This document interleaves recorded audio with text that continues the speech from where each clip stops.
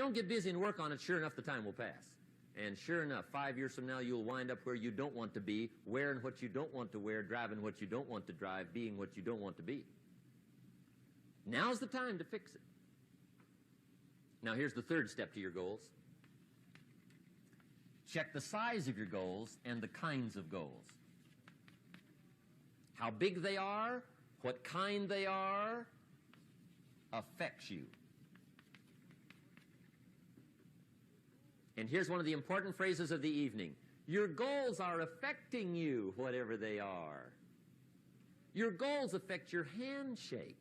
Your goals affect your attitude, personality. Your goals affect the way you walk, the way you talk, the way you dress. All day long, we're being affected by our goals.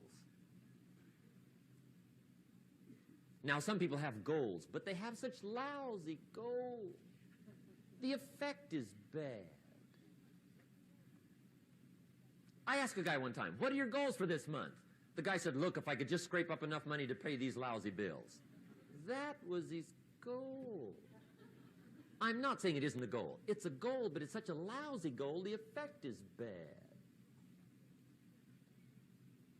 You don't jump out of bed on Monday morning and say, oh boy, another chance to go out and scrape up the money to pay my lousy bills. See, you don't do that. Usually you say, oh, not another Monday.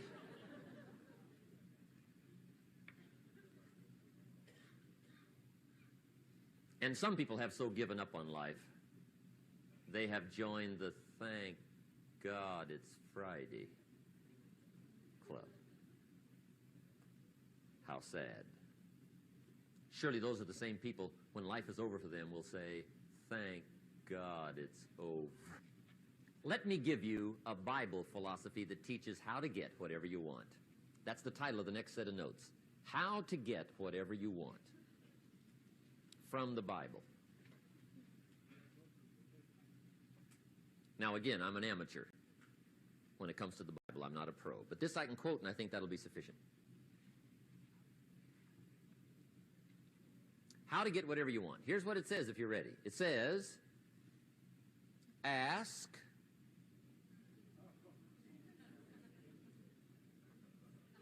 that's it. End of notes. Ask. If there's one art in life to learn extremely well, that's got to be one of them. The art of asking. What does ask mean? Ask means, what do you want? And the formula is staggering. It says ask and what? A guy ought to look into that.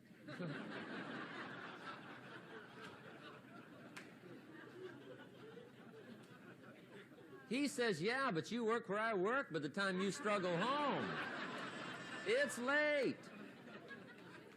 You've got to eat a bite of supper, watch a little TV, get to bed. You can't sit up half the night, ask, ask, ask. And the guys See, you've got to be better than a good worker. You've got to be a good asker. Now, let me give you 3 key points on asking and receiving. This can do it.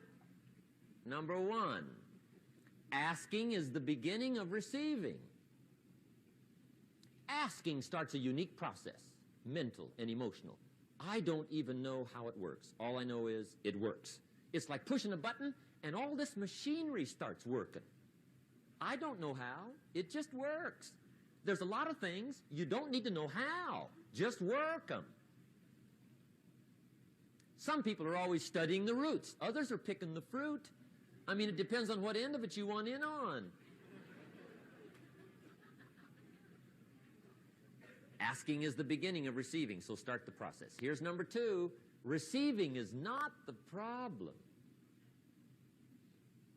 Receiving is automatic. Now, if that's true, receiving is not the problem, what's the problem? Failure to ask might be one of your major problems. I don't know. Check it out. The guy says, oh, now I see it. I got up last year and hit it every day, but there's not a scrap of paper with my goals.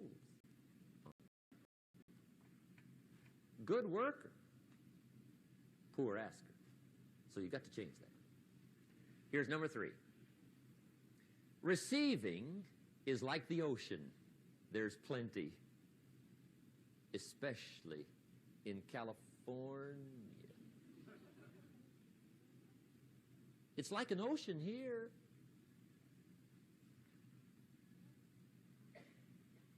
Success is not in short supply.